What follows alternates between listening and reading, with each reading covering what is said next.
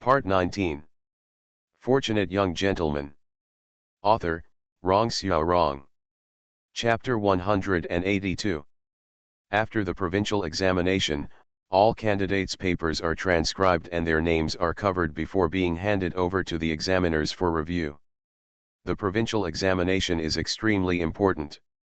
Those admitted are the foundation of the court, so it is also highly valued, and no mistakes are allowed in every link. Because the number of candidates and the number of papers vary from year to year, the difficulty of reviewing also varies, so the time of the provincial examination results is uncertain, but it will not exceed late April at the latest. The number of candidates admitted to the provincial examination is roughly around 200 each year. These people are already jinchi, because the palace examination only ranks, and no one will be eliminated. The palace examination is held in the palace, but it is not presided over by the emperor. It is also reviewed by temporarily appointed examiners. Finally, 10 people are selected and their names and test papers are handed over to the emperor. The emperor himself decides who will be the champion and the first-class jinchi. Tang Ning was no longer a novice in the imperial examination. He answered all 3 provincial examinations fairly well. He had not found any omissions in the comprehensive examination. His poems and essays were all famous works of the ages. He also followed Li Tianlan's teachings on policy essays without deliberately showing off his skills. The possibility of failing was very small. On the night of the provincial examination, Tang Ning took his family to Tianrunju. These days, except for him, everyone else must have been worried. Even though the waiter of Tianrunju refused again and again, he still insisted on paying the money. First, he was not short of money now, and second, he could not always take advantage of suhuli. There was no free lunch in this world. The more you owe, the more you need to pay back. I don't know where suhuli went. I haven't seen her for more than a month. It's still early for the provincial examination to be posted. Although there are still some things to do, such as the decoration of the house, and discussing with Tang Yejing about opening a bookstore to make money, you have to relax and work hard in everything. He plans to relax for 2 days before doing these things. So when Xiaoju came over at night and asked him to go out for a drink, Tang Ning did not refuse. The provincial exam is over, and my father will finally stop nagging me this time. Xiaoju put his hands behind his head and said with a relaxed look, "How did you do in the exam this time?" "Not bad. You are the champion of Lingzhou, you said it was okay, so the ranking must be at the top." Xiaoju shook his head and said, "I don't know what official you can be appointed in a few days, but I have to enter the palace anyway. My father has already agreed with His Majesty to let me be a lieutenant in the palace first." The promotion of powerful children like Xiaoju is still different from that of ordinary people, especially for military families. The imperial examination is just a process. They can directly enter the palace through family relationships, and the starting point is a lieutenant. For example, Lu Tang, who was kicked away by Tang Yaoyao, took this path. It is almost impossible for ordinary people without a background to serve in the palace. Tang Ning followed Xiaoju and saw him walk into a certain building. He looked up and stopped. Xiaoju looked back and asked, "What are you doing there? Why don't you come in?" "Didn't you say we were going to drink?" Tang Ning looked up to confirm again. "There shouldn't be any restaurant named Kunfang Pavilion, right?" Xiaoju waved his hand and said, "There's no place where you can't drink. Drinking alone is boring. I've said before that I'll take you to all the fun places in the capital. You two came early. Why don't you go in?" Before Tang Ning could speak, a voice came from behind. Lu Jun, Mu Yu, and others came over and escorted them in. "Mr. Lu, you haven't been here for a long time." "Oh, Mr. Xiao is here too." "Oh, Mr. Mu, Mr. Huang." A charming woman came running over from a distance and said with a smile on her face, "I heard a magpie calling early in the morning. I was wondering what the good news was. Now I finally know." Tang Ning moved to the side and stood with the young man named Gu Bai.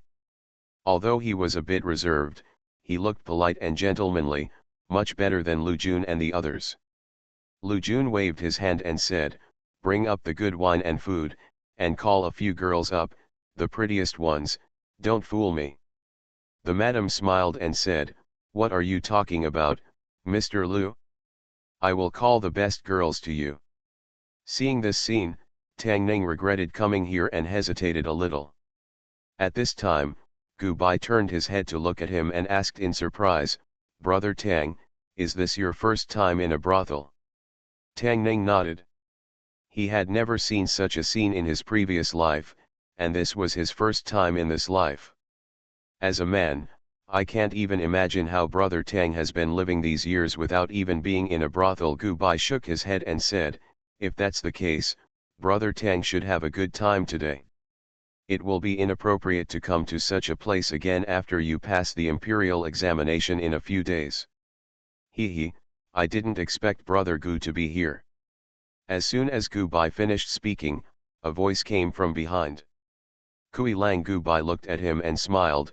"I thought it was someone else, it turned out to be Brother Kui. Hey, Brother Shen is here too." Gu Bai said this, then looked at Tang Ning and introduced, "This is the champion of Zhangzhou, and this is the champion of Mingzhou." Zhangzhou and Mingzhou both belong to Jiangnan, and Jiangnan and the capital are both major educational provinces. The value of the champions of these two states is far beyond that of ordinary states. Together with Gu Bai, the champion of the 5 states in the capital, they are considered his 3 strongest opponents in the provincial examination. The champion of Zhangzhou looked at Tang Ning and asked, "This brother looks familiar, may I know your name?" Those who can be with Gu Bai are naturally not simple people.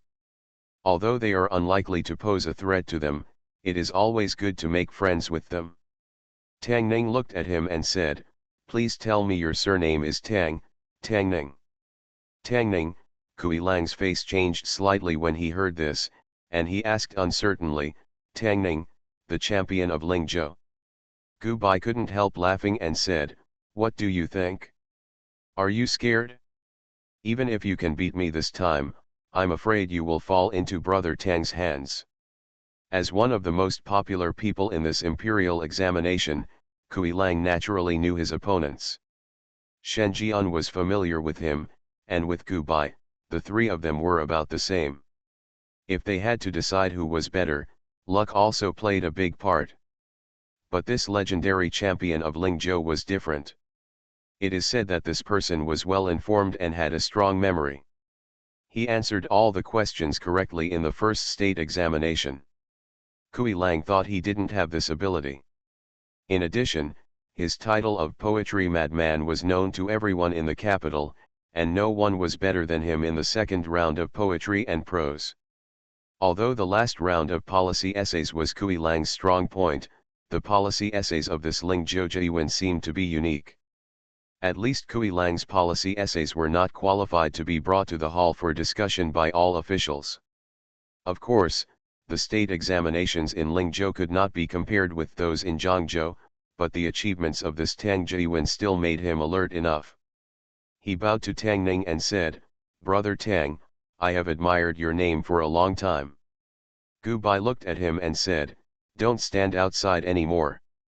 Since we meet by chance, let's have a drink together." The few of them went up the stairs. Kui Lang looked at Gu Bai and asked, "The first round of the provincial exam has more questions than in previous years. I wonder if Brother Gu has finished answering them." Gu Bai shook his head and said, "How can I finish answering them? My hands are almost broken from writing, and I only answered 80% of them." Kui Lang breathed a sigh of relief and smiled, "Brother Shen and I are about 80% of them." He turned to look at Tang Ning and asked, "How about Brother Tang?" Tang Ning thought for a while and said, "About the same as you." Kui Lang was completely relieved. If he didn't fall behind them too much in the first round, he would have the confidence to catch up in the policy essay. After all, the most important thing in the provincial exam is the policy essay. Gu Bai looked at Tang Ning and asked, "How much is the difference?" Tang Ning smiled and said, about 20%. Kui Lang stepped onto the stairs and stumbled. Fortunately, Shen Jian helped him up and he didn't fall. Fortunate young gentleman. Author, Rong Xiao Rong. Chapter 183. Compared to 80%, 20% is really not much. But Kui Lang didn't think that Ling Zhoujiwen would answer 20% less than them. Before the reform of the imperial examination, there were often more than 10 or dozens of provincial examinations, each with different subjects. Each student only had to choose a few subjects in which he was good at taking the examination. Later, the imperial court felt that this was too troublesome and not conducive to ranking, so it merged all subjects except poetry and policy theory into one test.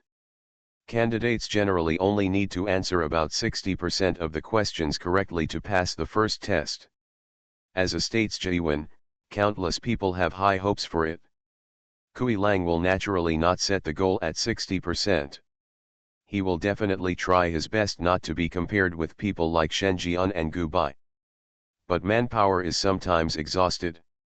The purpose of this first session is to differentiate. It is not to let the candidates complete their answers. He tried his best and tried his best, but he could only complete 80% of it in 3 days. Gu Bai and Shen Jian, it's almost at this level. Taking a detailed look at all the previous imperial examinations, it was very rare for someone to answer 80% of the answers, and only one person would appear after 90%. As for the 100%, he had never heard of anyone who made no mistakes in the first round of the provincial examination. Gu Bai patted Tang Ning's shoulder hard and said, I have never admired anyone in my life, except Brother Tang. No, no, no, you are simply not human. Kui Lang and Shen Jian deeply agreed with his words. The three of them had always been rivals, but now they felt that they shared the same hatred. He lost to him without any suspense in the first game. In the second game, no one dared to compare poetry with him. Kui Lang had read all the works of poetry maniac. He felt that in terms of poetry, he and Tang Ning were at least as good as each other. The difference is 10 Gu Bai. As long as there are no major mistakes in his strategy, he will definitely come out on top in this provincial examination without even thinking about it. Fortunately, there will be a palace examination after the provincial examination, and the palace examination will only test policy theory. By then, it will be time for everyone to rely on their abilities. After everyone sat down, Kui Lang cupped his hands to Tang Ning and said, Brother Tang, this is our first time meeting you. Kui wants to toast you. Shen Jian also picked up his wine glass and said, Shen also wants to toast Brother Tang. Tang Ning picked up the wine glass, clinked it with the two of them, and drank it all in one gulp. After being influenced by the old beggar, his drinking capacity has improved. In addition, the wine here is not strong. After drinking one glass, he does not feel anything. Suddenly there was a burst of laughter at the door. The madam whom I had just met led more than 10 beautiful women in and said with a smile, Young gentlemen, the girls are here. Lu Jun pointed at 2 of them and said, Xiang Xiang, Yuan Yuan, you two, come to me. Gu Bai pressed down his outstretched hand and said, Hey, why are you in a hurry? This is Brother Tang's first time, let Brother Tang choose first. Tang Ning shook her head and said, No, you can just play, I can do it alone. Lu Jun looked at him and said, We are all our own people. You are welcome. This is your first time here, so you have to enjoy it. Xiaoju waved his hand and said, Forget it, you are just playing your own game, don't worry about him. He still remembered the scene where Miss Tang kicked Lu Teng away, and he understood Tang Ning very well. Of course, he also understood that he was unwilling to lose his virginity in this place. He wouldn't want it in his place. The three of them, Lu Jun and Lu Jun, were sitting there, each with 2 girls accompanying them. Even Kui Lang and Shen Jian were accompanied by 2 girls who were drinking and squeezing their shoulders. Their expressions were pleasant and enjoyable. It seemed that this was a normal thing. Gu Bai is the most secretive and the most playful. There are 4 women beside him, one is beating his legs, one is pinching his shoulders, one is picking up vegetables, and one is pouring wine. Only Tang Ning and Xiaoju were left alone to make enough food and clothing by themselves. The life of rich children in the capital is indeed beyond the imagination of ordinary people like them. Lu Jun and the other 3 disappeared while drinking. Kui Lang and Shen Jian were soon drunk by the women around them, and they were swaying. Help them leave. Xiaoju looked at Gu Bai and asked, "What are your plans after the imperial examination?" "You guys go down first." Gu Bai smiled slightly at the women beside him. They looked at him with some nostalgia and slowly retreated. "What other plans do you have?" "I originally wanted to be the #1 scholar and get a good job in the court." He glanced at Tang Ning and said, "Now that I can't pass the exam, I can just get a job and get by." "What? I heard that you are going to the palace, or are you working under Ling Yun?" Xiaoju said dissatisfied, "What does it mean to be an errand under Ling Yun? When I enter the palace, I am also in charge of people, okay?" Xiaoju drank a lot in the evening, and when he walked out, he was feeling dizzy and staggering. Tang Ning knew how much she drank and never did anything showy at the wine table. She was very sober at the moment. Xiaoju walked a few steps and suddenly looked back at him and asked, "You really were 20% better than Gu Bai and the others in the first game. You are really not human." "You're drunk." Tang Ning waved to Xiaofu, who was following behind, and said, "Xiaofu, help your young master go back." "What home are you going back to?" Xiaoju waved his hand and said, "I'm going to the casino. I'm betting all my fortune on you this time. Don't let me down." The capital, an underground gambling house somewhere. Although the government has not explicitly banned gambling, the casinos are not so arrogant as to blatantly display the word gambling house outside.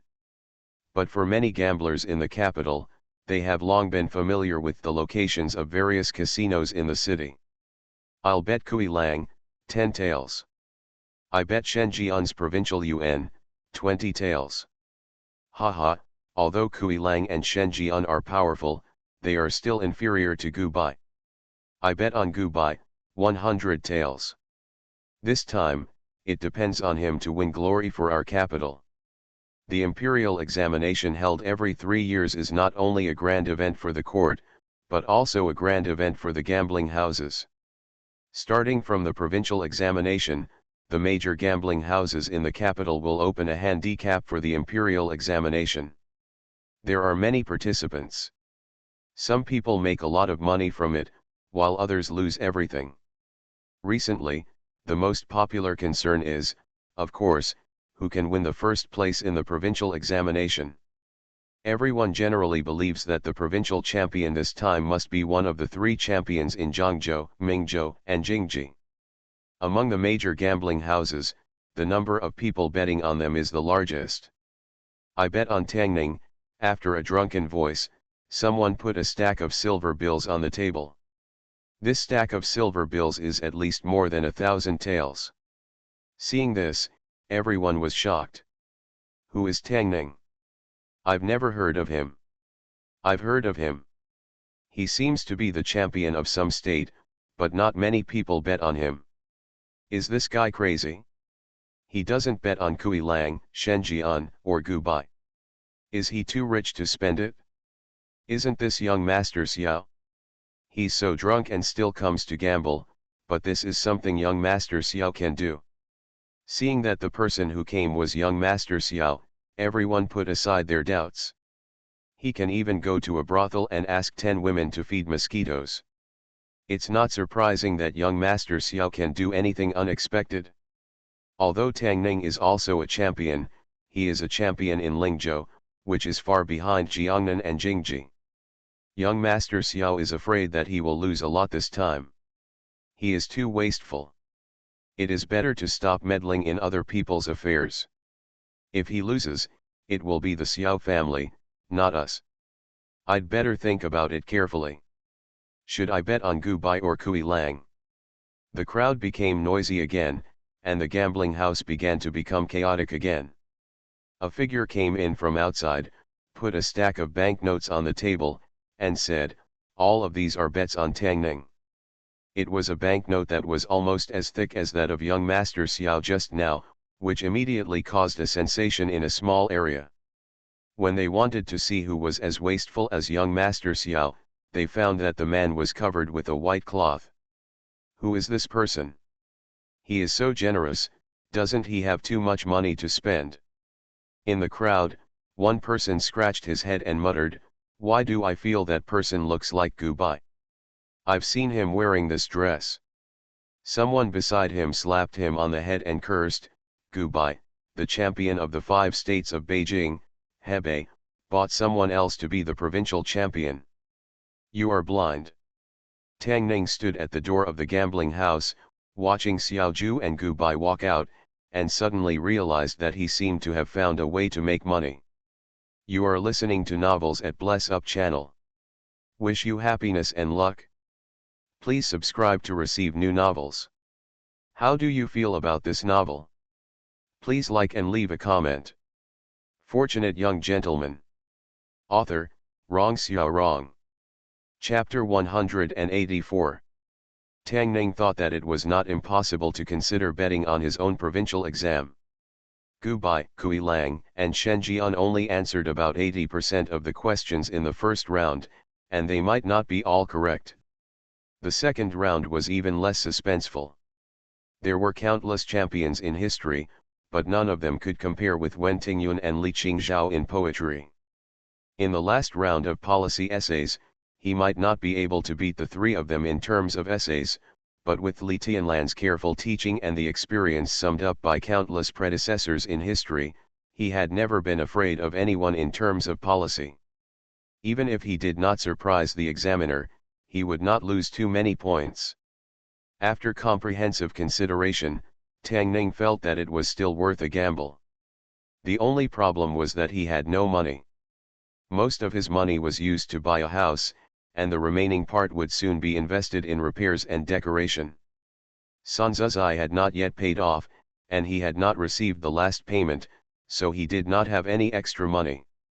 Zhongyi and Su Ryu accompanied their mother-in-law to the temple to burn incense, saying that they were praying to the Bodhisattva to bless him to have a good result in the imperial examination. Tang Yejing was practicing sword in the yard, and the old beggar leaned against the wall, holding the fine wine Xiao Ju gave him and getting drunk. A jar of fine wine and a chicken leg were his perfect beggar life. Tang Yejing practiced martial arts very hard, and Tang Ning found that these days, her moves seemed to be more fierce than before, especially after arriving in the capital. She became more diligent, and this progress became more obvious. While Tang Yejing was resting, Tang Ning poured her a cup of tea and said, "Yao Yao, how much silver do you have left?" Tang Yao Yao glanced at him and asked, "Why are you asking this?" Tang Ning handed the tea over and said, "If there is a lot left, lend me some."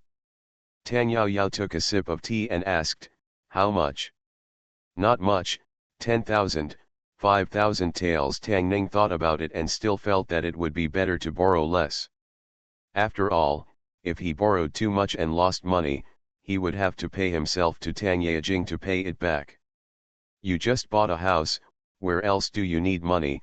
Tang Yao Yao looked at him and asked, "What do you need so much silver for?" Tang Yejing has changed. She used to take out 10,000 taels of silver and put it on the table without asking him how to use it.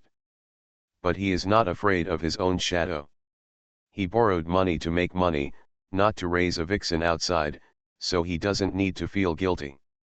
He looked at Tang Yao Yao and explained, "Many casinos outside have opened the odds to bet on who will be the champion of this provincial exam. I want to bet on myself." Tang Yao Yao looked at him for a long time before asking, "How sure are you?" If it was a palace exam that only tested policy essays, Tang Ning would not be very sure, but this was just a provincial exam, so he should be at least 60% to 70%. He looked at Tang Yao Yao and said, "Conservatively, it's 60%. Let's bet. Tang Yejing always liked excitement, and 60% was enough for her to complete a big bet. He looked at Tang Ning and said, I'll go back to the room to get the banknotes, you wait here. Tang Ning stood in the yard, and did not wait for Tang Yao Yao, but waited for Ling Yun first. Tang Ning looked at him and said in surprise, what are you doing here, Commander Ling? I don't have any manuscripts to give you. Ling Yun moved a step to the side, revealing Prince Run behind him. Prince Run looked at him and said seriously, I'm here to thank you for saving my mother. If Tang Ning remembered correctly, Prince Run had thanked him at least 3 times with this reason. Father often teaches us that we should repay kindness. You saved my mother, which is a great favor, so I have to thank you several times. If Prince Run hadn't licked his lips while talking, Tang Ning would have almost believed it. I'll go back to the palace later. He walked to Tang Ning and asked, what are you eating today? Mother-in-law took Xiao Ai and Xiru out, and Uncle San and Aunt San went to see the new house. Today, only he and Tang Yejing were at home, and Tang Ning hadn't decided what to eat yet. Seeing Tang Yejing walk out of the room, he asked, what do you want to eat today? Tang Yao Yao thought for a while and said, assorted hot pot, I haven't eaten it for a long time. Tang Ning saw Prince Run's face glowing in an instant. He turned his head to look at Tang Ning, and said, can you make more today? It's not time to eat yet, and he and Tang Yejing have something to go out. He thought Prince Run would go back after thanking him, but he didn't expect that his thanks were fake and he wanted to eat for free. Tang Ning looked at Ling Yun and said, we have to go out for something. There are not many vegetables in the kitchen. If you want to eat, go buy it yourself. Remember to wash the vegetables before I come back. Ling Yun opened his mouth, but before he could say anything, King Run pulled his sleeve and said, let's go buy some vegetables. Tang Ning and Tang Yejing were not very familiar with the capital, but fortunately there was shopkeeper Su, who knew the locations of almost all the gambling houses in the capital. Yesterday, Xiaoju and Gu Bai shamelessly bet 1,000 taels of silver notes each. This amount of money seemed a lot, but it was still a small amount in the eyes of the casino and would not have much impact on the overall odds. However, to be on the safe side, he and Tang Yao Yao did not put all their eggs in one basket, but spread them out to multiple casinos. In this way, each amount of money was not too large and should not attract other people's attention. This was a big gamble, and Tang Yejing put all her wealth into it. If she won, she would make a lot of money, but if she lost, she would have to rely on Tang Ning to support her for a long time. When they returned, Ling Yun and Prince Run had already washed all the dishes. Assorted pot is a dish that goes well with rice. When there are no outsiders around, Tang Yejing will eat at least 2 bowls of rice. However, she dances with swords and sticks all day long, but she will not gain weight. On the contrary, Su Mei can eat and sleep well, but she is thin where she should be thin and fat where she should be fat. She is different from Tang Yejing, who is thin where she should be thin and fat where she should be fat. Delicious. Prince Run said vaguely while eating rice, it tastes better than the one made by the imperial chef. The most important thing about assorted pot is the ingredients. One more or one less will make the taste different. This is a dish that he and Zhongyi have researched after many experiments, so the taste is naturally different. Looking at Prince Run, Tang Ning thought of Fang Xiaopang in the past.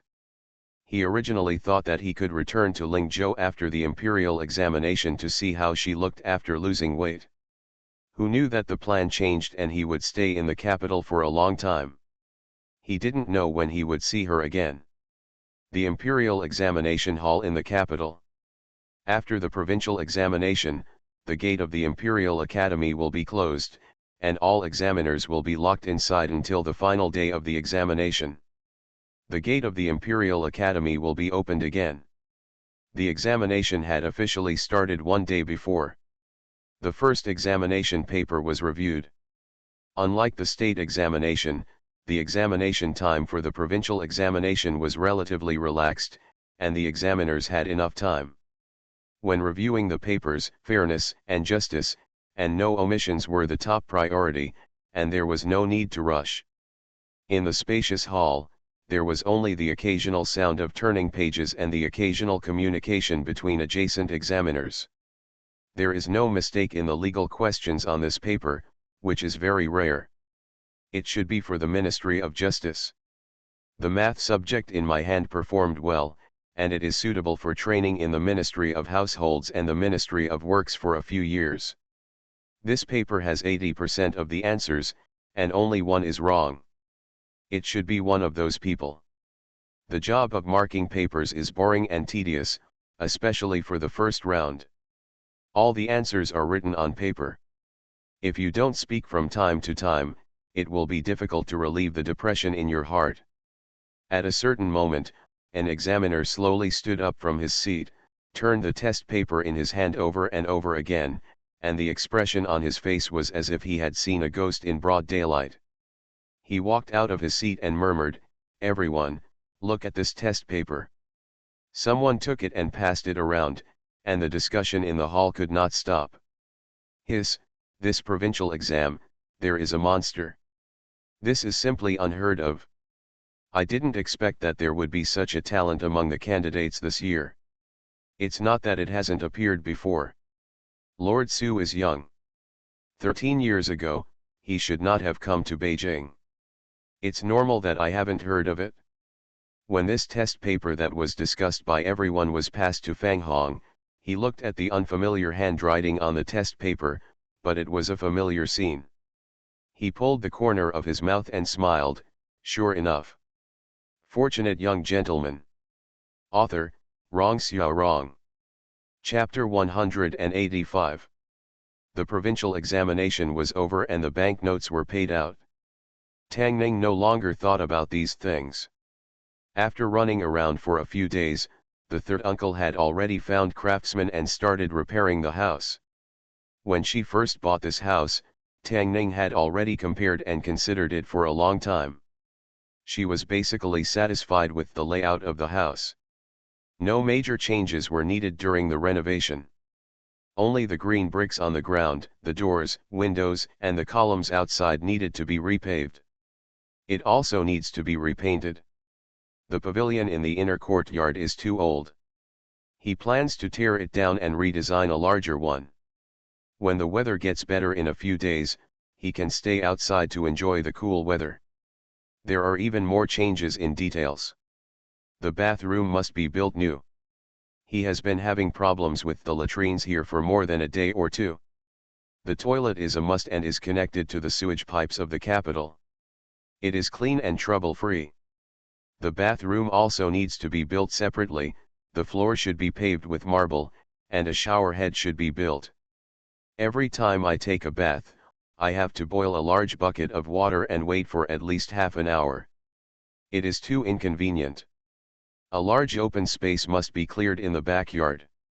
As a training ground, it cannot be as small as the county government's yard. Every time Tang Yejing's sword slashed in front of his eyes, it made people frightened. In addition, we have to ask the carpenter to customize a large bed. The ordinary size is spacious for one person to sleep, and it is suitable for 2 people to sleep. It is a bit too crowded for 3 people to sleep. 4 people, not 4 people. The house next door is also being renovated. Tang Yejing has no money and all the money is taken from the Red Sleeve Pavilion. She will renovate the house here as she wants. The only difference is that she will renovate it in a place separated from the inner courtyard by a wall. Build a courtyard where there was originally an open space. After walking out of the house and looking back, Tang Ning realized a problem. When the 2 houses are built, won't there be 2 Tang mansions here, and they are adjacent? No matter how long Tang Yejing stays in the capital, he will always return to Lingzhou. It will be a pity that this house will be empty by then. It is better to buy it from Tang Yejing himself, tear down the wall, and create 2 Tang mansions.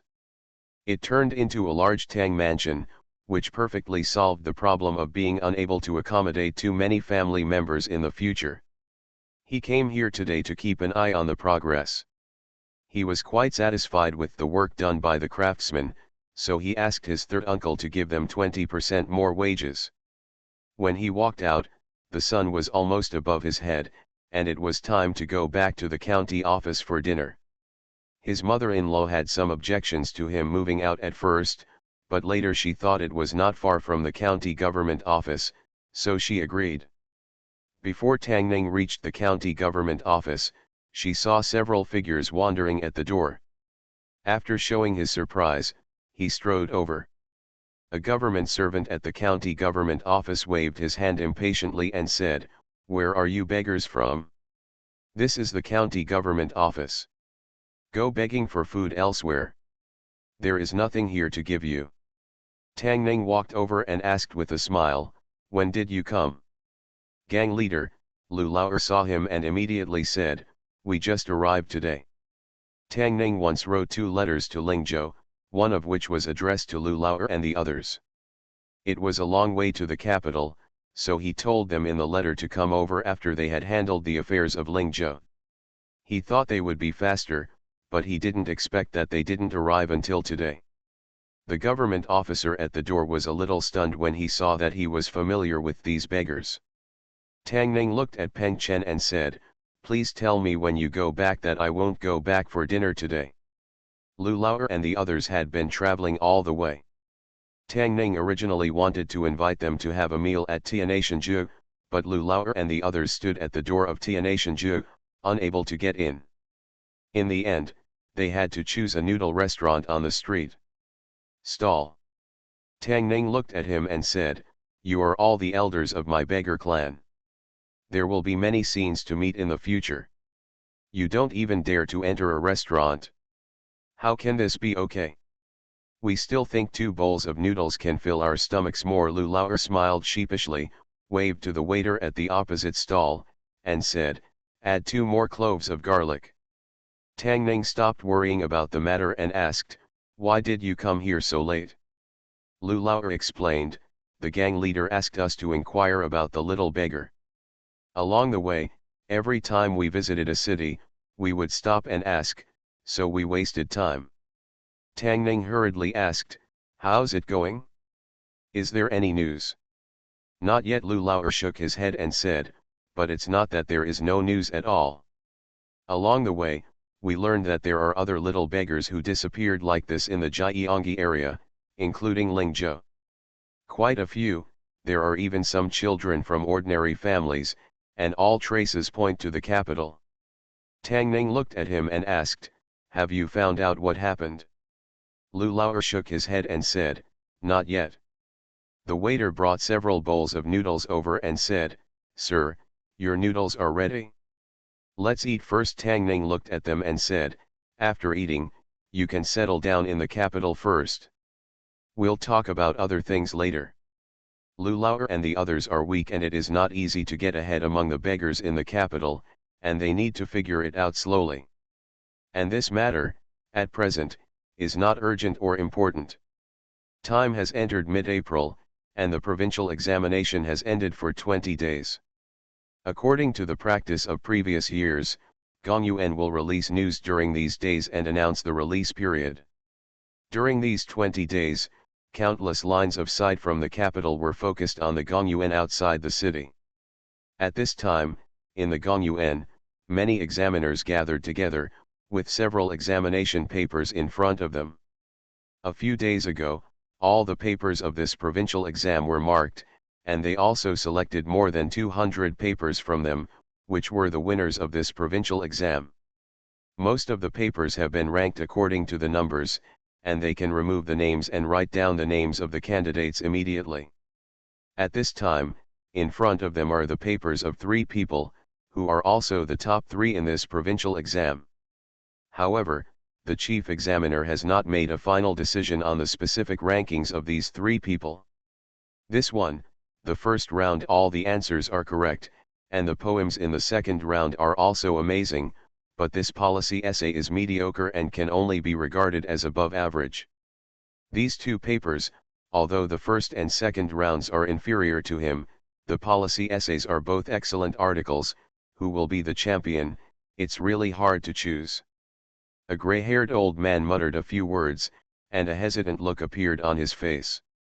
Seeing that the examiner was having trouble making a decision, an examiner stepped forward and said, "Mr. Li, the court has always attached great importance to policy essays. The first and second rounds were used for reference and comparison when the policy essays were similar. I think all three papers can be ranked first, but the champion should be selected from these two." Fang Hong shook his head and said, "Your Majesty once said before the provincial examination that policy essays are only for reference and the focus should be on policy and theory." Sir Lu forgot so quickly. The Minister of Rights who had just spoken was speechless. "Your Majesty has mentioned this sentence many times." The gray-haired old man nodded, looked at several assistant examiners, and asked, "What do you think?" Several people looked at each other, and finally one of them stood up and said, "If we don't talk about the article, but only talk about strategy and theory, this one is more meaningful." The old man pondered for a moment and nodded, "That's it, this person is the first in the 3 rounds, do you have any objections?" The first round was the first, all the answers were correct, more than 20% more than the second person. If the poems in the second round were released, it would probably cause a stir in the poetry world. The third round, several assistant examiners agreed, and all 3 rounds were the top. What objections can everyone have? The old man looked at everyone and said, "Since everyone has no objection, the results will be announced tomorrow." In previous years, the results would be announced at least 3 days in advance. Perhaps this year's announcement was delayed too long. When everyone learned the news, there was only 1 day left before the announcement. This day, the sky was just bright, and the gate of the Imperial Examination Hall in the capital was already crowded with people. Among them, only a small number were students taking the provincial examinations, and most were the citizens of the capital who were watching. Tang Ning was called up by Xiao Ju early in the morning. Before he could see the entrance to the Imperial Examination Hall, the crowd in front was so crowded that he could hardly move. Fortunate young gentleman. Author, Rong Xiao Rong. Chapter 186. Tang Ning looked at the crowd in front of him. He couldn't even see the wall where the list of the Imperial examination was posted. He looked at Xiao Ju and said, "Why don't we come back later? The list is there anyway and can't be moved. There's no need to squeeze in to see it." Xiao Ju pointed in a certain direction and said, "Gu Bai and the others are already waiting there. Let's go over there." Tang Ning followed him closer and found that a piece of open space in front of the Imperial Examination Hall had been cleared. Several carriages surrounded an area where Gu Bai, Kui Lang, and Shen Jian were waiting. "The results will be posted soon, why are you here just now?" Gu Bai came over, looked at Tang Ning, and said, "Brother Tang, this time, all of Gu's wealth is betting on you, please don't let us down." Tang Ning looked at him and asked uncertainly, "You?" Kui Lang came over and said in a low voice, "If Brother Tang doesn't get the first place this time, Brother Shen and I won't even have the money to go back to Jiangnan." Tang Ning thought that only Xiao Ju and Gu Bai were shameless, but he didn't expect that the 2 Jiangnan champions would not bet on themselves, but would be shameless enough to bet on him. Tang Ning looked at him and asked, "How much did you bet?" Kui Lang smiled and said, "Brother Shen and I each bet 1,000 taels." Originally, the people thought that the first place in the provincial examination would definitely fall to Gu Bai, Kui Lang, and Shen Jian. The odds of betting on them were very small. Although Tang Ning was also in the front, his odds were much higher than theirs. If someone bet a large amount of silver notes on him, it would be strange if the odds did not drop. Even if it was just a little lower, it would be his loss. Kui Lang looked at him and asked, "Brother Tang seems a little unhappy." Gu Bai thought about it, and suddenly looked at Tang Ning and asked, "Brother Tang, did you also bet on yourself?" No. Tang Ning shook his head decisively and said, "Gambling harms others and oneself. I don't know how many people have been separated from their wives and children, and their families have been destroyed because of it. You should take it as a warning. He leaned on a carriage and looked at Kui Lang and Shen Jian, as if he saw a thief who stole his silver. Xiaoju came over from the side and asked, "How much did you bet?" Tang Ning looked up at the sky. Xiaoju thought for a moment and asked, 1,000. He bet 1,000 in every gambling house. Counting the money, there should be more than a dozen gambling houses that ran away that day. Xiaoju saw that he was silent and asked again, 5,000. Tang Ning looked at the dark crowd again. He bet more than 10,000 taels by himself. If you count Tang Yejing, he himself didn't know how much he had. Xiaoju's face was full of regret. He slapped his thigh and said, "If I had known earlier, I would have gone back to ask my father for more silver. I lost. Not far away, Gu Bai, Kui Lang and Shen Jian had attracted a lot of people. Brother Kui came so early, he must be confident about today's results. I bet a full 100 taels on Brother Kui this time. Brother Kui, please don't let us down. I bet all my 100 taels on Brother Shen. Even if he doesn't make the list this time, he can still earn some money." Kui Lang bowed to the others and said with a wry smile, "Gambling harms others and oneself. I don't know how many people have lost their wives and children, their families have been destroyed. You should take this as a warning." Everyone looked at each other and wondered, "Brother Kui, what is this?" Just then, a commotion suddenly broke out in the crowd. The gate of the Imperial Examination Hall slowly opened, and after a gong sounded, several officers walked out from inside. "Someone is coming out. The results are announced. Quick, squeeze to the front and take a look." Under the walls of the Imperial Examination Hall, dozens of officers stopped the excited crowd a few feet away from the wall, and several other officers brought ladders and posted a list on the wall. The originally noisy environment became somewhat quiet. Everyone held their breath and stared at the red list in the hand of the officer. The list was posted from back to front, in reverse order, but no matter which list they appeared on, it meant that they only needed to take the palace examination to become Nujinshi. According to the court's previous practice, Nujinshi, no matter where they were appointed, were also officials with ranks. "Ah, I passed. Did you see it? The second one is my name. I am the 23rd on the second list, Amitba, Wul Yang Tianzun, thank all the gods and Buddhas for blessing, The scene of the provincial examination was much more lively than the state examination. After all, those who could appear on this list, if nothing unexpected happened, were all Nujinshi this year. The significance of the palace examination was just to select the top 3 from these people. Shen Jian, I saw Shen Jian's name.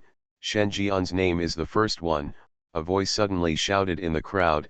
I bet 100 taels of silver that he is the first. Haha, I won. Someone beside him patted his shoulder and said, "Don't worry, there is still a list that has not been posted." The man's laughter stopped abruptly. On the last list of the provincial examination, there are only 3 names. If these 3 people are on the palace examination, they will be the first class of this imperial examination. The first place will be the champion of this imperial examination. If there is another list, doesn't it mean that Shen Jian is 4th and his 100 taels of silver are gone? Gu Bai and Kui Lang's names have not come out yet. The first place in the provincial examination must be one of them. I don't know who the other person is. He actually squeezed Shen Jian out. Could it be the champion of those states? Even Shen Jian can be squeezed out of the top 3 by him. This person is so secretive. After the list was posted, everyone couldn't help but look at it. Then the look on their faces turned to confusion. Downing. This is the first name on the list. Most people have never heard of the name Tang Ning. Compared with Gu Bai, Kui Lang, and Shen Jian, this name seems to be too little known. After all, according to the practice of previous years, Jiwen from Jiangnan and Jiangyi will be on the list. It leaves Jiwen far behind other state capitals. But this time it's different. There were only 3 names on the first list. Downing, Gubai, Kui Lang. The order of names is the order of the top 3 in this provincial examination.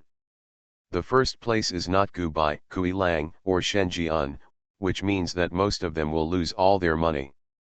Ah, my money, that's what I saved to get a wife. I pledged all the land deeds.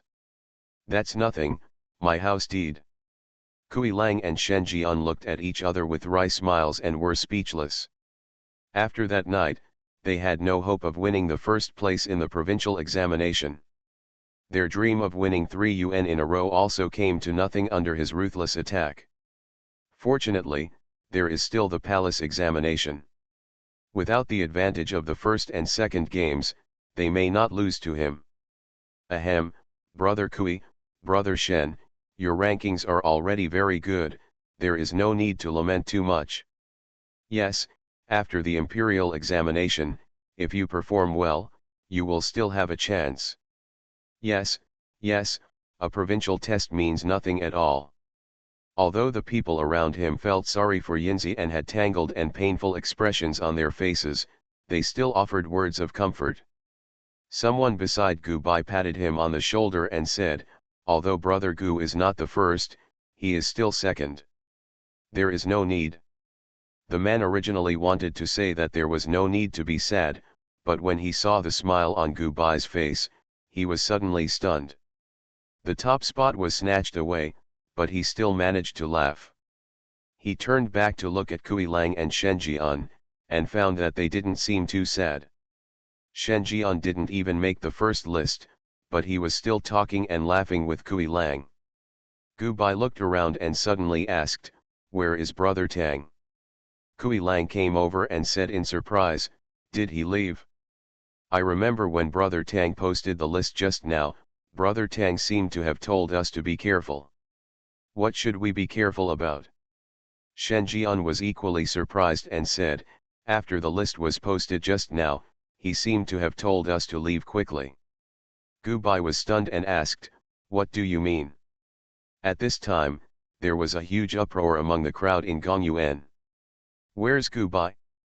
I lost 100 taels on him. Where is Kui Lang? What about Jiangnan Jiwen? I lost 500 taels in vain. Shenjian, I want to find Shenjian and return my wife's book." Countless people turned their heads and looked around with red eyes, looking fierce. Gu Bai and the others were stunned on the spot, their faces turned pale instantly. Kui Lang trembled, pointed at the gate of Gongyuan not far away, and said hurriedly, "Quick, go to Gongyuan." In the distance, Xiaoju was sitting on the carriage. He looked back in surprise at the crowds and the uproar at the gate of Gongyuan, and said in surprise, "What's going on over there? Why are we leaving? What did you just say to Kui Lang and the others?" You are listening to novels at Bless Up channel. Wish you happiness and luck. Please subscribe to receive new novels. How do you feel about this novel? Please like and leave a comment. Fortunate Young Gentleman. Author, Rong Xiao Rong. Chapter 187. Chapter 186 of the main volume of the Ruyi Young Man. Chapter 186, Battle with the Fairy. Third update. Tang Ning has very rich experience in certain matters. When you are hated by many people, it is best not to appear in front of them. Putting himself in their shoes, if he had put all his wealth on Gu Bai and Kui Lang, and even lost the property deed and wife's book, he would hate them so much. Gamblers are scary, and gamblers who lose their eyes are even scarier. Kicking them to vent their anger is a light thing, but he already reminded the 3 of them when he left just now. That place is close to Gongyuan, so it shouldn't be a problem. Something went wrong. Xiaoju counted on his fingers, looked at him, and asked, "What do you think if you are the number 1 scholar in our imperial examination?" If Xiao Juidian tried to test him as the number 1 pick, Tang Ning estimated that he would lose even his underwear. The palace examination generally only tests 3 policy questions, sometimes 2, because it only lasts half a day, not enough time to think about it, and the overall difficulty is much greater than the state and provincial examinations. His 2 most advantageous games were removed, which only made the decision-making more difficult. The result is self-evident. If there was an option to buy himself a loss, Tang Ning would definitely buy it. He looked at Xiao Ju and said, "You'd better give up this idea as soon as possible." On the list just now, Tang Ning also saw Xiao Ju's name. Although it was lower on the B list, he still passed the exam. Except for Gu Bai, who was different, this was already considered a good result among the dandies in the capital. Tang Ning did not see Tang Zhao's name on the list, and Lu Jun, Mu Yu and others were also missing from the list. Of course, this will not have a big impact on their future. Regardless of whether they can pass the exam or not, Xiao Ju will be on duty in the palace in a few months. There were countless people in the capital waiting for the provincial examination results. When Tang Ning and Xiao Ju took the carriage back, countless fast horses passed by their carriage. Royal Palace.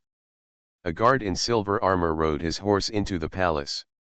When he reached a certain step, he simply turned over and dismounted and ran towards the palace in front. "Your Majesty, the provincial examination results have been announced." Not long after, in the palace, Emperor Chen held a brochure in his hand. What was written on the brochure were the tributes recruited for this provincial examination.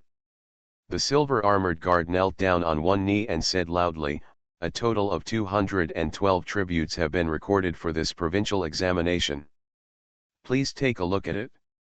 OK. Chen Huang smiled, opened the book, glanced at it, and smiled again. "I did not misjudge the person who topped the provincial examination list. The kid from the Gu family has always been very good. This kid finally didn't embarrassing the Xiao family." Wei Jian walked up, holding a brochure in his hand, and said with a smile, "Your Majesty, this is a brochure from Grand Scholar Li. Bachelor Li is the chief examiner of this provincial examination, and what he said must be about the specific situation of this provincial examination." Chen Huang read the list again, then opened another envelope and read it carefully. After taking a quick glance, he said in surprise, he got all the answers right in the first test. Others all focused on something, but he was good, there was no subject that he didn't focus on. As he spoke, a look of reminiscence appeared on his face, and he sighed, "I remember those days." Wei Jian looked up at him and said with a smile, "Your Majesty, I think that little miracle Dr. Tang is different from Master Xiao Fang. His knowledge is so profound that his poems and essays are highly praised by all the examiners. Although his essays are mediocre, they are praised as practical strategies by several examiners." Chen Wang's eyes moved to the folding paper in his hand and said, "He has been since childhood. It is unbelievable that I have been able to achieve this level despite having such a difficult life and no famous teacher to guide me. If my princes can be half as diligent as him, I can take a break." Wei Jian smiled and said, "Old slave, congratulations to your Majesty for getting another talented person." Chen Huang glanced at him and said, "You are the best at talking." After the announcement of the provincial examination results, within a very short period of time, the capital was in a state of excitement. "The list is made, the list is made. How's it going? Who's number 1? Gu Bai or Kui Lang? No, it's someone named Tang. I think her name is Tang Ning. What, my 10 taels of silver just flew away. Gu and Kui both do what they do for a living. Aren't they the 2 most promising?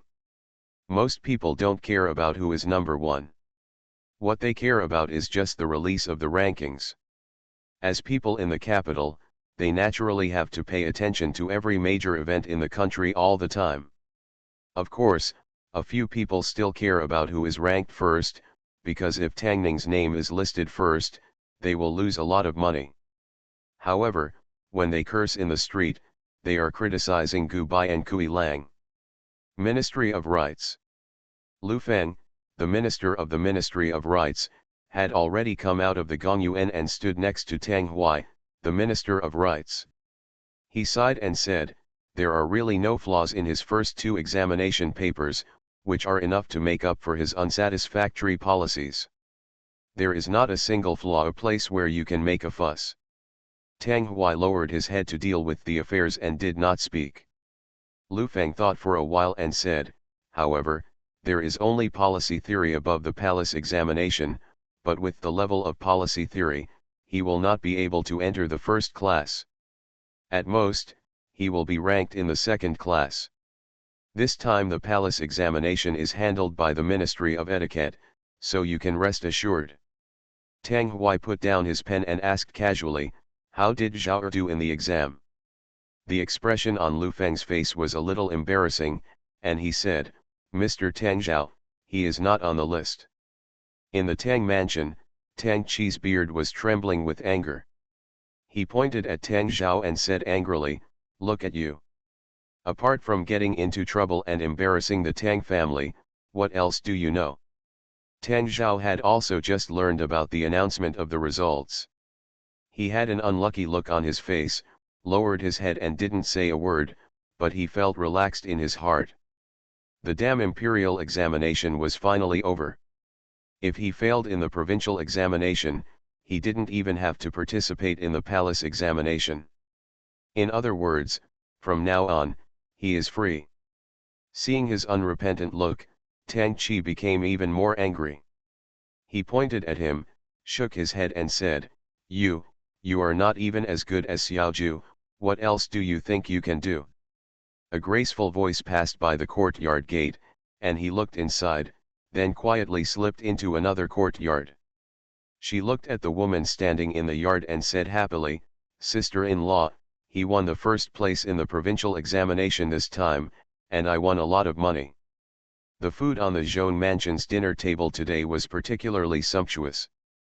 Tang Ning took a bite of the food and saw her father-in-law's face turning red after drinking, and clinking glasses with her third uncle. His mother-in-law didn't allow him to drink too much in the past, but today she made an exception and had already poured wine for him several times in person. Even Xiao Ai and Xiru took a sip. They never drank.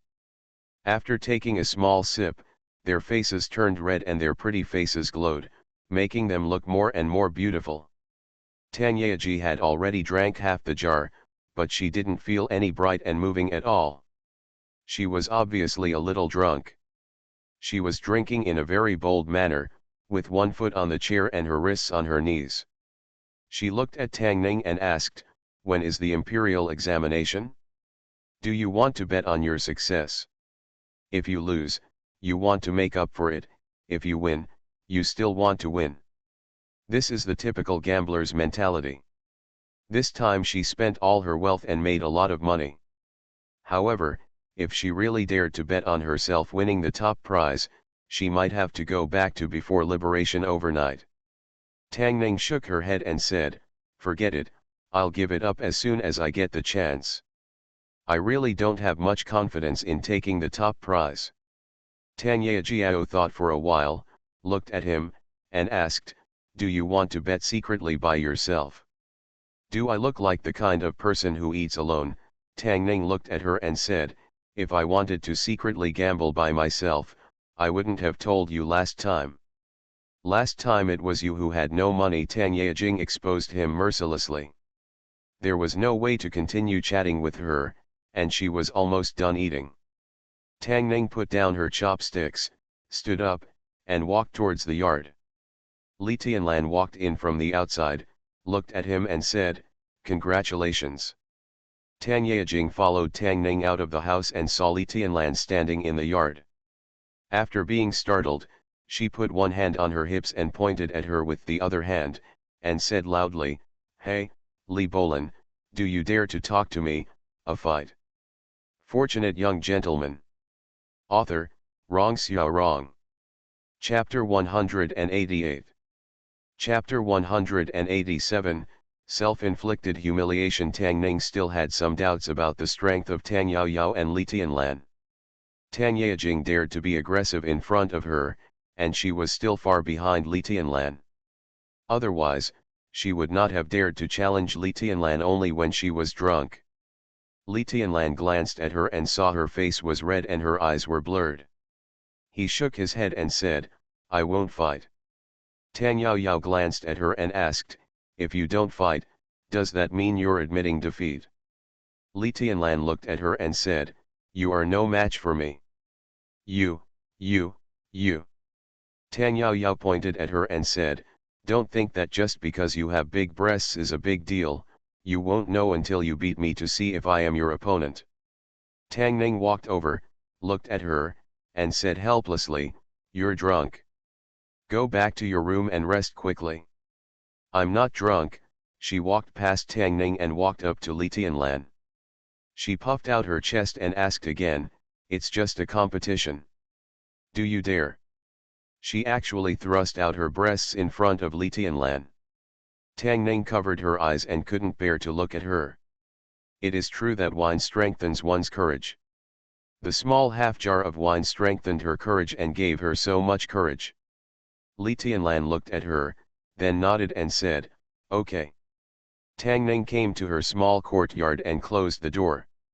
He didn't expect that the situation in his dream would appear so quickly, but in reality they didn't tear their hair or clothes, and it was just the two of them, without Sume.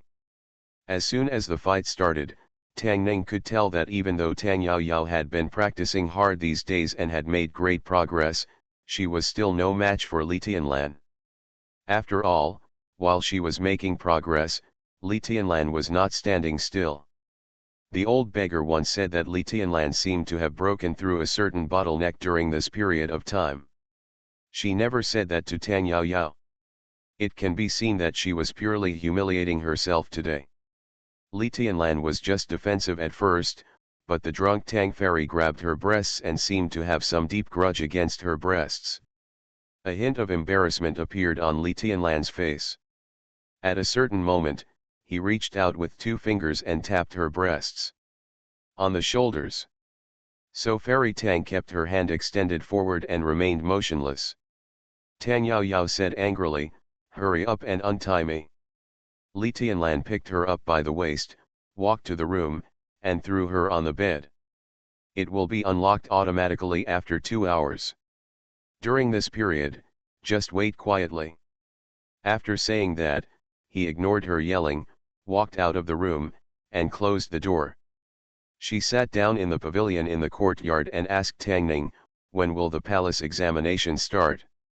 Tang Ning thought for a while and said, "It should be late April. The provincial examination will be followed by the palace examination, probably less than half a month apart. The palace examination results will be announced no later than May, and at the latest in late April." She looked away and said, "The palace examination only tests policy theory. Among the more than 200 jinchi, there must be someone who is good at this. If you just write mediocrely, it will be difficult to get ahead.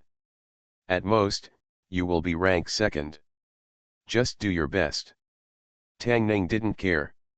When he decided to take the number 1 scholar exam, he didn't really want to stand out from thousands of students and enjoy the moment of being in the spotlight, but just for the reward he would get after becoming the number 1 scholar. Now he can get the previous rewards without getting the first prize in the exam. If he doesn't get the first prize, it won't be that important. He should do his best and then leave it to fate. He looked at Li Tianlan and asked, "How are your matters going? Have you not reached an agreement with the court yet?" Li Tianlan shook his head and said, "The Sushan people are a serious concern of Chu state, but they are not Chen state's. It is a thankless task, and Chen state's court is naturally unwilling to send troops to help." Tang Ning had thought about this issue carefully, and to a large extent, he could understand the court's approach. Although the enemies on the grassland are powerful, if the sky falls, there will be tall ones who can support them, and Chu is the tall one. Although the Sushan people are not easy to mess with, the Chu state is not a vegetarian. If we fight with real swords and guns, we don't know who will win and who will lose. What Chen Guo hopes most is, of course, that the tribes on the grassland will fight to the death with the Chu state. Chen Guo will take advantage of the situation and annex the forces of the two countries, becoming the absolute overlord of this land. As long as the enemies on the grassland are not strong enough to destroy Chu without any effort, the Chen court will pretend not to know the truth of death. Tang Ning looked at Li Tianlan and asked, "If you were Emperor Chen, what would you choose?" Li Tianlan thought for a while and said, "If I were the Emperor of Chen state, I would naturally want to see the Chu state and the grassland fighting. Unless huge benefits can be obtained, Chen state has no reason to send troops." Tang Ning poured her a cup of tea and said, "Maybe the benefits you offered were not enough to make the emperor and his ministers change their minds." Li Tianlan looked at him and asked, "What if those barbarians on the grassland are so powerful that even Chu state cannot resist them?" Tang Ning thought for a moment, looked at her and asked, "What do you mean?" "The Sushan people on the grassland are composed of dozens of large and small tribes. They make a living as nomads and live in no fixed places. These tribes are large and small. In addition to plundering the people and merchants on the border of Chen and Chu, there are often frictions and wars between tribes. Small tribes will be annexed by large tribes, and large tribes will break up into small tribes." Li Tianlan looked at him and said, "The reason why the Sushan people have not become strong is because they have been in internal friction for a long time. But just a year ago, a certain Sushan tribe suddenly rose up, annexed more than 10 small tribes, and defeated the largest tribe in one fell swoop, annexing and eroding it. Now it has become the largest tribe of Sushan, and it is still annexing and growing. If they are allowed to grow, by then, even if Chen and Chu form an alliance, it will be too late." Tang Ning couldn't help asking, "Why don't you tell them this news?" Li Tianlan shook his head and said, "They won't believe it unless they see it with their own eyes. Tang Ning has not yet entered the court, and he doesn't quite understand this kind of game between high-level officials. It seems that if the goal of the alliance cannot be achieved, the Chu envoy intends to stay in the capital for a long time." He sent Li Tianlan out of the county government office and then returned to his room. Tang Yaoyao, who had just shouted that she wanted to fight Li Tianlan, fell asleep without knowing when. There was still a trace of crystal at the corner of her mouth. Tang Ning took out a handkerchief from her arms and wiped it to prevent her from dirtying her bed sheets. After Tang Yaoyao woke up, she seemed to have forgotten what happened before. Tang Ning brought a bowl of porridge and placed it beside her. She drank a mouthful of porridge, picked up the wet handkerchief beside her, looked at Tang Ning, and asked, "What did you do with my handkerchief?" "Nothing." Tang Ning shook her head and said, "Someone always drools when sleeping. I was afraid that my bed sheets would be dirty, so I had to help her wipe it." Tang Yejing picked up the bowl and walked outside. She coughed a few times and said, "I don't know who it is." 2 days after the provincial examination, the court released the news that the palace examination would be held on April 23. There were still 10 days before the palace examination, and the major gambling houses in the capital were already extremely hot. The palace examination is the last round of the imperial examination gambling game. People can bet on the champion or the top 3. If they can bet on the top 3 in order, they will have no worries about food and drink in this life. I bet on Gu Bai. I bet on Kui Lang. 1,000 taels, 1,000 taels bet on Tang Ning to be the champion. Are you crazy? Didn't you see the predictions for the top 3 this year? Several examiners personally revealed that the reason why Tang Ning won the first place in the provincial examination was because of the first 2 rounds. Policy essays are not his strong point. I'm afraid he won't even be able to get into the second place in this palace examination.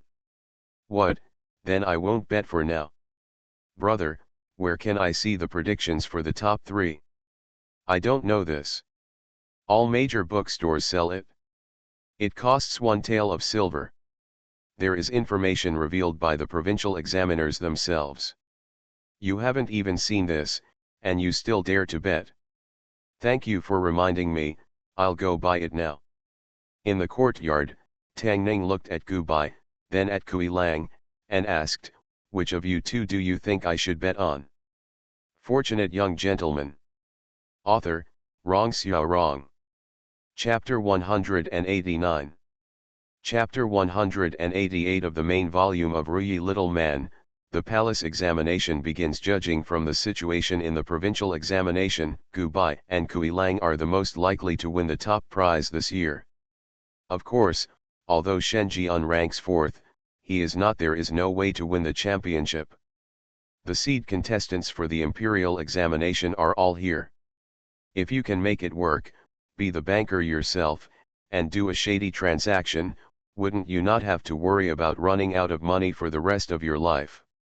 Gu Bai looked at Kui Lang, thought for a while, and said, what if brother Kui lets the palace test slip, and then all the money you win will belong to you? Kui Lang smiled and said, how about you ignore brother Gu and let him go? No matter who wins between me and brother Shen, all the money will be yours. Tang Ning looked at them and felt that the banker would not be able to open this time. Two common people, a good man with ambitions everywhere should regard his career as rubbish.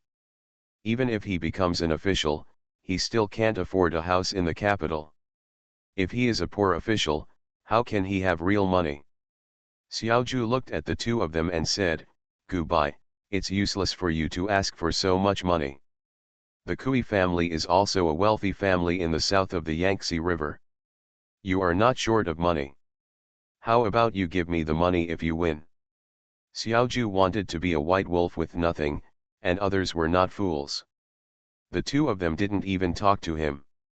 Tang Ning thought for a while, looked at him and said, why don't you bet on me?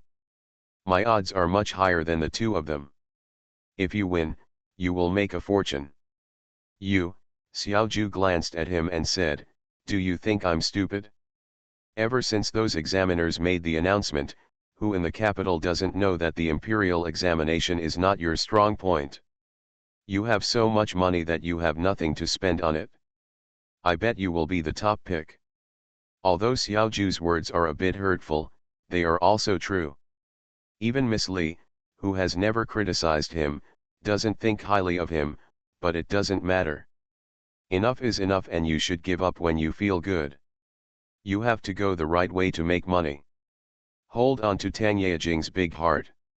Long legs and good cooperation in business is the right way. Xiaoju looked at Gu Bai, then at Kui Lang, shook his head and said, forget it, I won't gamble this time. If I lose, I won't even have my pocket money.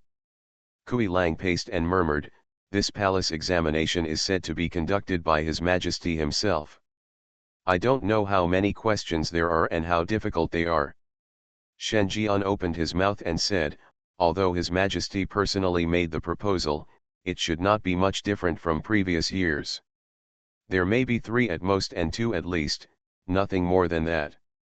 After the palace examination time was announced, other related matters were also announced. For example, although the Ministry of Rites is responsible for this palace examination, the Emperor himself sets the questions. This is different from previous years when the Ministry of Rites had full supervision. It is also the first time in recent years that the Emperor has set the questions. The reason why each Jinshi class is called the Emperor's disciple is because the palace examination is held in the Imperial Palace. Strictly speaking, the Emperor is the examiner. But in fact, the Emperor would delegate this power to the most respected ministers, and he would not personally intervene from the questions to the marking. Only when the examiner presented the list of the top 10, Yubi would personally select the first and third questions. The palace examination only tests policy theory, and no one can guarantee whether there will be a dark horse, not even Gu Bai, Kui Lang, and Shen Jian. Of course, this time, they didn't regard Tang Ning as their opponent at all. The odds offered by major gambling houses in Beijing, the 3 of them combined, are not as high as Tang Ning's. However, no matter how high the odds are, they still have to pass the exam. Gu Bai and Kui Lang don't know how to take risks, so Tang Ning I gave up gambling very early on. Imperial Palace, Imperial Study Room. Chen Huang put his pen down in deep thought for a long time without writing it down. Eunuch Wei walked up to him and asked, "Your Majesty, why don't you take a rest?" Emperor Chen shook his head and said, "No need, the imperial examination is coming soon, so we have to decide the topic early." He put down his pen and asked, "Has the spy who went to the grassland returned?" "Not yet." Wei Jian shook his head and said, "But Your Majesty, there is no need to be anxious. Counting the days, there should be news in May at the latest." Emperor Chen looked outside the palace and said, "I hope what they said is not true." As soon as he finished speaking, with a squeak sound, the palace door was slowly pushed open, and King Run ran in from the outside holding a box in his hand. The young eunuch at the door was startled and said hurriedly, "His Royal Highness King Run, His Royal Highness King Run will stay here. Your Majesty is busy. Please come back later." Zhao Yuan stopped and said, "Father didn't even eat in the morning. I'm here to bring him food. I'll put it down and leave." The eunuch looked at him and said, "Your Majesty, please put down your things and I will bring them to you in a moment." "It doesn't matter, I happen to be a little hungry." "Yuan, please bring it over." A voice came from the front. Zhao Yuan ran over with the box in his arms. Chen Huang looked at him and asked with a smile, "What good things did Yuan bring to my father?" Zhao Yuan put the box on the table and said, "There are elbows, fried fish, pastries and preserves. Father, you can eat whatever you want." Chen Huang picked up a fried small fish with chopsticks. Zhao Yuan said in a show-off, "The fried fish is pretty good this time. I'm watching from the side and don't let them turn it over hard. Father, please try and see if it tastes good." Chen Huang looked at the small fish on the chopsticks, as if he thought of something. He moved his hands. There was not much time to prepare for the imperial examination. Tang Ning felt that 10 days had passed by in a blink of an eye, and it was already April 23rd. Zhou Yi stood in front of him, straightened his collar, and Xiao Ru handed over a bundle. Tang Ning held them in her arms, patted their shoulders gently, and whispered, "Wait until I come back."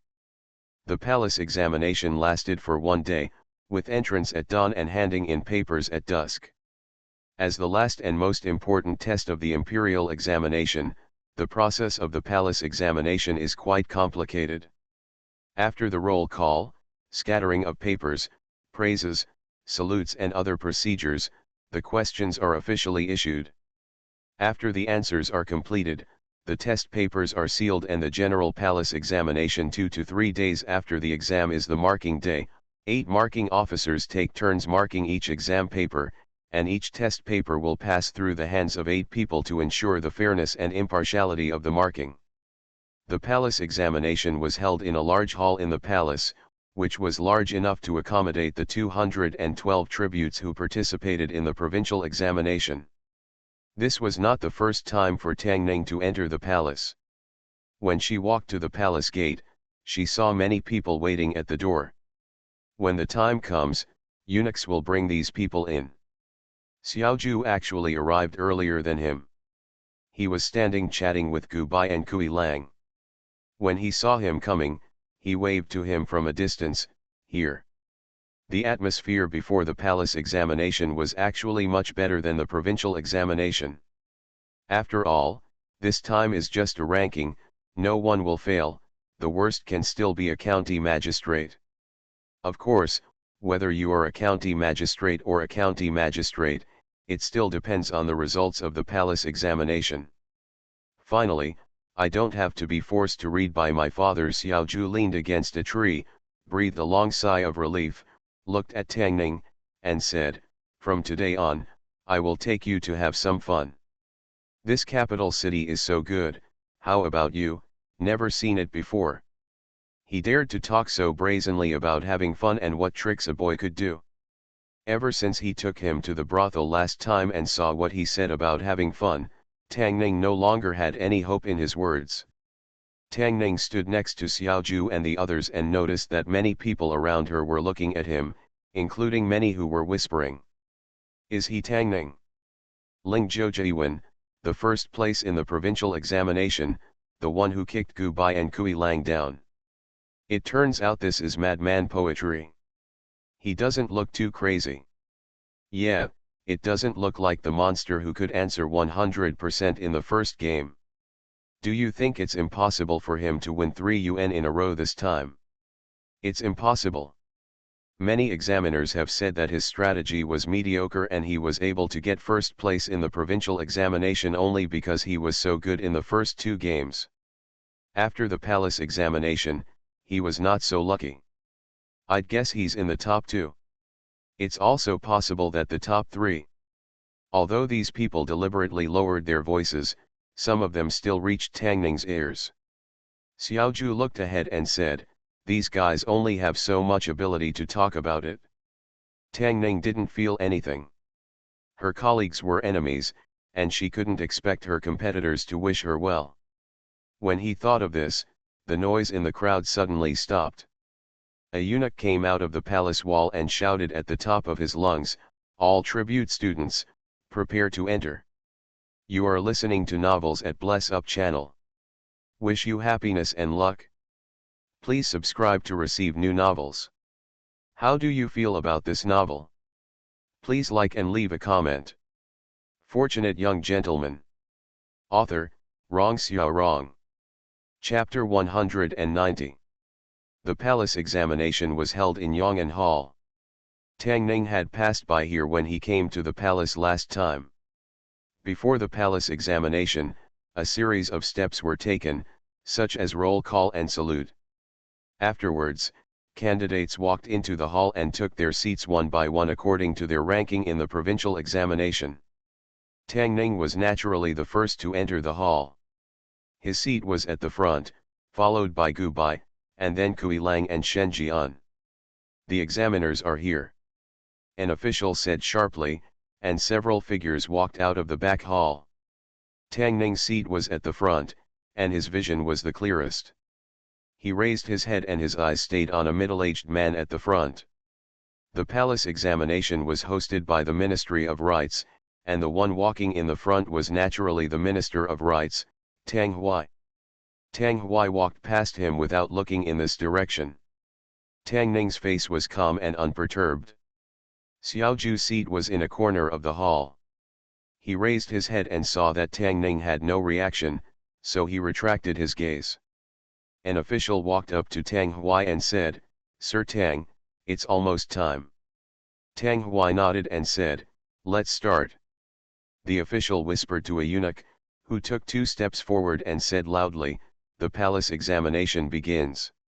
Soon someone handed out the test papers, all of which were sealed, and the policy questions were sealed inside. In previous years, the policy questions in the palace examinations sometimes tested policy questions and sometimes tested the policy questions.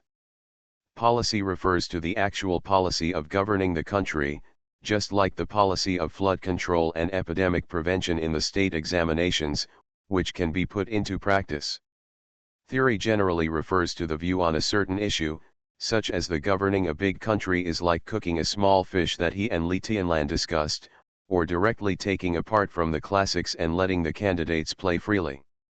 If the theory is tested, more attention will be paid to the article. For Tang Ning, it is naturally more advantageous to test policy questions. He carefully unsealed the test paper and cast his eyes on it. This year's palace examination only has 2 questions, which is the first information he saw. The first question was very short, and it was the shortest one among all the policy essay questions Tang Ning had seen. The content of the first question was, "Governing a big country is like cooking a small fish." Tang Ning was a little stunned when he saw the question for the first time, because he had just done this question not long ago, and had in-depth discussions with Li Tianlan. If this was not the palace examination, he would definitely think that it was asked by Li Tianlan. After a little daze, he looked at the second question. The stem of the second question was very long, about 100 words, asking the candidates to express their views on the enemies on the northern grasslands and whether it was necessary to form an alliance with the state of Chu, and to state their views and reasons. Both questions were discussions. The first one was about governing a country, and the second one was about current affairs. Tang Ning now had some doubts that today's policy essay question was really asked by Li Tianlan, or she had the ability to predict the future and secretly leak the test questions to him without leaving any trace. This thought flashed through his mind, and then he regretted it a little. If he had known that it was these two test questions, he could actually give it a try. If he had given it a try, perhaps the big house would have become a big garden. He was in a daze for a while before he started to pick up the pen and dip it in ink. To answer these two questions, he didn't need too much thinking. He had already experienced the necessary thinking process in his communication with Miss Li. He only needed to adjust the timeline back to those two periods to replay what they discussed at that time. The first question was in Hangzhou Pavilion, when Tang Yaoyao came to the capital. The second question was when the provincial examination list was posted, and Tang Yaoyao and Li Tianlan competed in martial arts. On the day of their competition, Tang Yaojing and Li Tianlan stood together, and the action of sticking out their chests was too obvious. Tang Ning compared them carefully several times, shook his head, and drove these pictures out of his mind, then picked up the pen. When he was about to write, his expression was stunned. What was he going to do just now? When he recalled the conversation with Li Tianlan for the second time, most people in the hall had already put pen to paper. One day, two policy papers, time is still a bit rushed, not a minute can be wasted. The first question, governing a large country is like cooking a small fish, came from Laozi. They were a little surprised that the essay did not test Confucian classics, but fortunately they were also very familiar with the Tao Te Ching. Those who could make it through the state and provincial exams were all outstanding people selected from thousands of miles away. This question was not difficult for them. However, it was precisely because the question was not difficult that it became extremely difficult to stand out among more than 200 people. They must ensure that what they wrote was different from others and their judgments were more exciting than others to have a hope of standing out. The same is true for the second question. The Sushan people on the northern grasslands have always been a major concern for the state of Chu. The envoys of the state of Chu have been in the state of Chen to seek an alliance for half a year. Anyone who pays a little attention to national affairs knows about this. What's more, in the 100 articles of this imperial examination, the relationship between the state of Chen and the grasslands and the relationship between the state of Chen and Chu were listed as the key points, and many of them have memorized them thoroughly. But it is precisely because of this that it is not easy to write something new. It was nothing more than that although the grassland was strong, the Chu state itself was not weak either, and the threat of the Sushan people to the Chen state was limited, so it was better to sit back and watch the two tigers fight each other. This should be the standard answer, and it just happened to be in line with the court's proposition. If the court wanted to send troops to aid the Chu state, it would have agreed to an alliance long ago, so why wait until now? While everyone was thinking in their hearts, their eyes couldn't help but look at the back of the person in front. I heard that the leader of the provincial examination is very knowledgeable, but his articles are not very good. In this palace examination, both policy papers were tested on theory, and the contents of the examination were all well-known things, and there was not much change is what tests the writing style. With the same content, whoever can write an article in a colorful way will be among the best. But this time, the person who came first in the provincial examination might not even be able to enter the second place in the palace examination. If this is true, he is the biggest joke in this imperial examination. After all, the leaders in the provincial examinations over the years are definitely in the forefront of the second class even if they are not ranked first. Many people mourned for him for a moment, looked away, and began to concentrate on answering questions. At the top, several examiners were silent, their eyes scanning the candidates below one by one. Tang Hui, the Minister of Rights, glanced around aimlessly and landed on one person. At a certain moment, Tang Ning put down her pen, raised her head, and met the gaze above her. Neither of them looked away, they just looked at each other calmly. A person next to Tang Hui looked at him and asked doubtfully, "Master Tang, what's wrong?" Tang Hui looked back, smiled, and said, "It's nothing. You guys must pay close attention to the palace examination, and there must be no fraud. That's natural. Master Tang, don't worry. On top of the state exam, you have to write 3 simple policy essays within 1 day. The questions in the provincial exam are slightly more difficult, but 1 article a day means you have plenty of time." In comparison, the palace examination was moderately difficult. When the gong rang, indicating that there was only 1 hour left before the palace examination ended, most people had already finished answering the questions and transcribing them. Tang Ning handed in her test papers and walked out of the hall. Xiaoju and Gu Bai were already waiting outside. "I didn't expect that the questions in this palace examination would be so simple." Xiaoju was the first to speak. "The easier it is, the harder it is." Shen Jian shook his head and said, "No matter what, the palace examination is over. From now on, we will leave it to fate. The determination of the first grade has nothing to do with the examiners. They can only judge the top 10. The final result depends on His Majesty's preference. The simpler the question, the closer the gap becomes. This is not a good thing for them." "Yeah, you're here too." Tang Ning was about to leave when a voice suddenly came from behind her. He turned his head and saw King Run striding over with a box in his arms. Children who can appear in the palace are naturally not ordinary people. Everyone who walked out of the hall looked over. Zhao Yuan picked up the box, looked at Tang Ning, and asked, "Do you want to eat the fried fish here? Last time I told my father what you said, ruling a big country is like frying small fish. I have praised you for a long time and asked me to learn more from you. Ruling a big country is like frying small fish." Xiaoju looked at Tang Ning and asked, "What is frying small fish?" Gu Bai and Kui Lang looked stunned and looked at Tang Ning in disbelief. The candidates who heard the sentence also stopped in their tracks. They felt as if they were struck by lightning and looked at Tang Ning with stiff expressions. Governing a big country is like cooking small dishes. The questions they just took in the palace examination were actually asked by someone who took the palace examination with them. I've heard of people missing questions in the imperial examination, but I've never heard of candidates setting questions in the imperial examination. Shady, this is naked shady. Where is the justice, where is the fairness? Fortunate young gentleman. Author, Rong Xiao Rong. Chapter 191.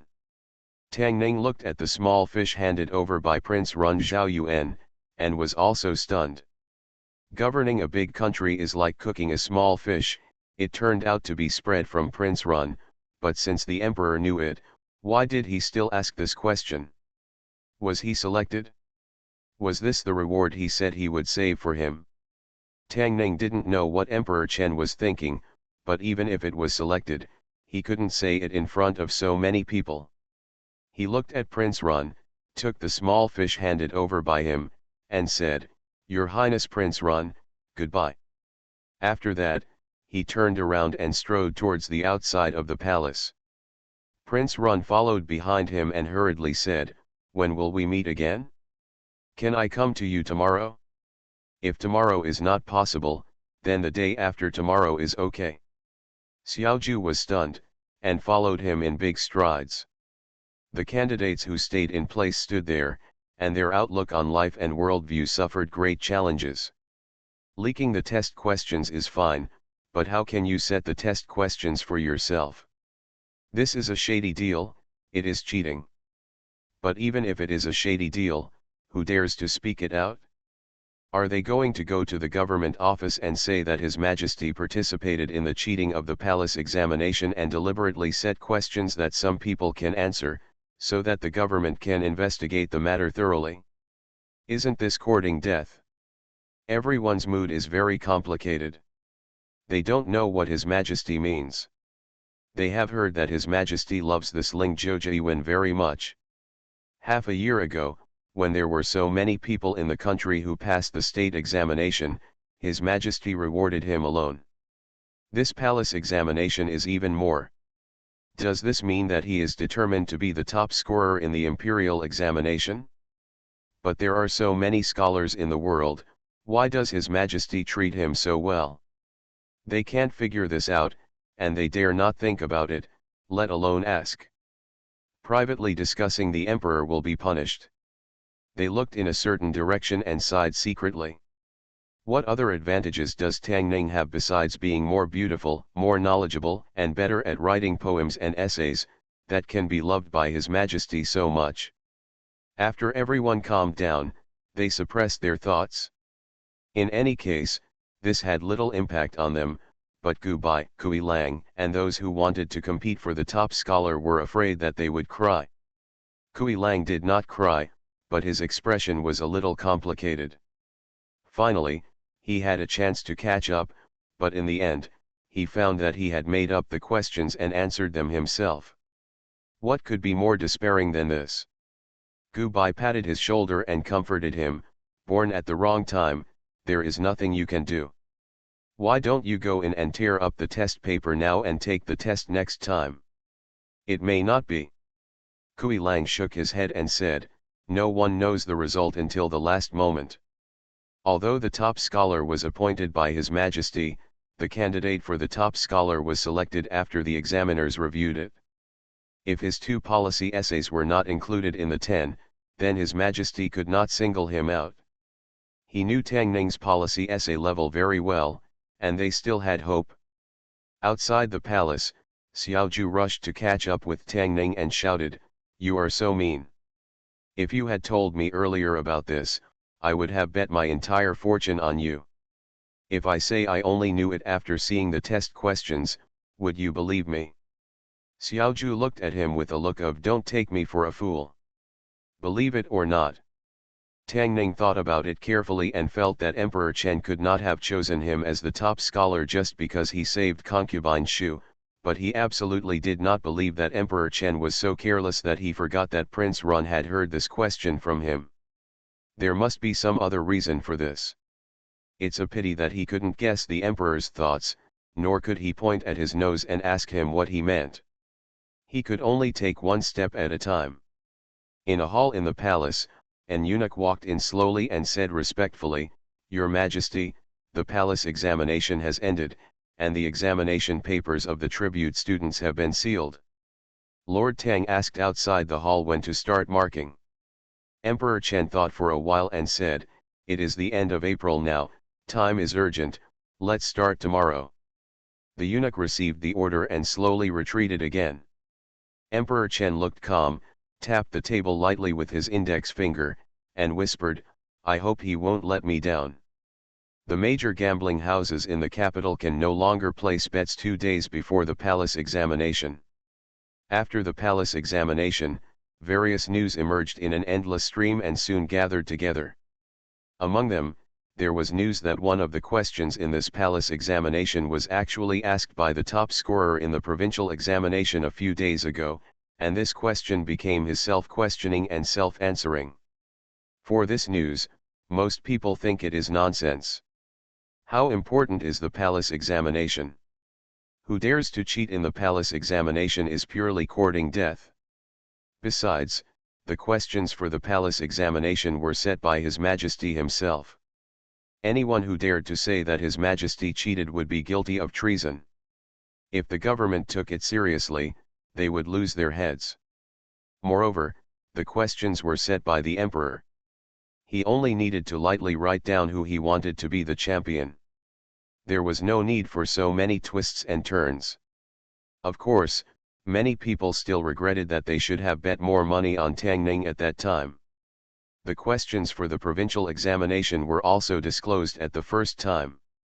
Soon, a learned scholar analyzed that the questions for the palace examination were relatively easy. Although the question governing a big country is like cooking a small fish was not expected before the exam, the Tao Te Ching is a classic among classics. Every sentence in the original text has extremely detailed annotations, and there is not much room for students to play. In other words, this question cannot make a difference at all. The second question was simpler. The relationship between Chen and Chu, and the relationship with the grassland, had been a hot topic since last year. Everyone had memorized it as a key point. The court's attitude towards this matter was also very clear. If you answered this question wrong or biased, you would be unworthy of being a Chen citizen. This also caused a problem. There was not much room for candidates to express themselves freely, which was not a good thing for people like Gu Bai and Kui Lang who were good at policy. Their advantages were not obvious, and this palace examination gamble became more confusing. In the county government office, Tang Ning wrote down the answers to the two questions and handed them to Li Tianlan. I didn't expect this question to be asked in the palace examination. After reading the first question, Li Tianlan said, "Your idea is different from ordinary people, but it is well-founded. If the examiner agrees, it should be ranked among the best papers. There are 8 examiners in the palace examination, each with a table, and they take turns to read the papers.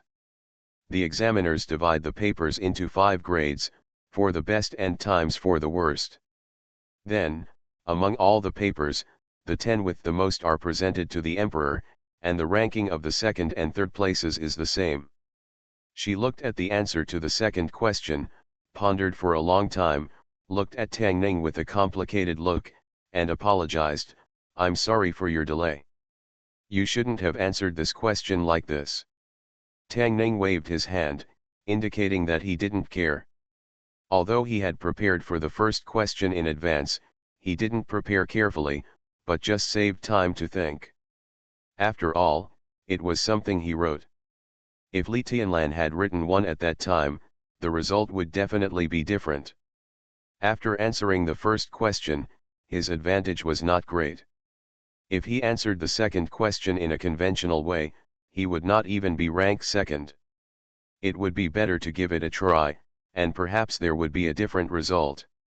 According to the information Li Tianlan told him, Chen and Chu must form an alliance.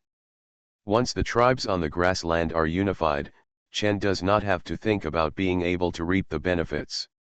The Sushan people are not the small fish that the fisherman catches, but the shark that can eat the fisherman. If Chu is finished, Chen will not be able to jump for long. Of course, this is contrary to Chen's current political proposition. Tang Ning is not sure what the result will be. But who cares? Answering it right or wrong is also ranked third, and answering it backwards is also ranked third. The palace examination will not eliminate you, so why not give it a try? Li Tianlan walked out of the county government office, and after a long detour, he came to a post station in the capital. She jumped lightly, and the whole person floated over the courtyard wall lightly. A middle-aged man standing in the courtyard hurried over and bowed, saying, "You're back." Li Tianlan looked at him and said, "Send someone to the palace to deliver a message, asking to see the Emperor of Chen."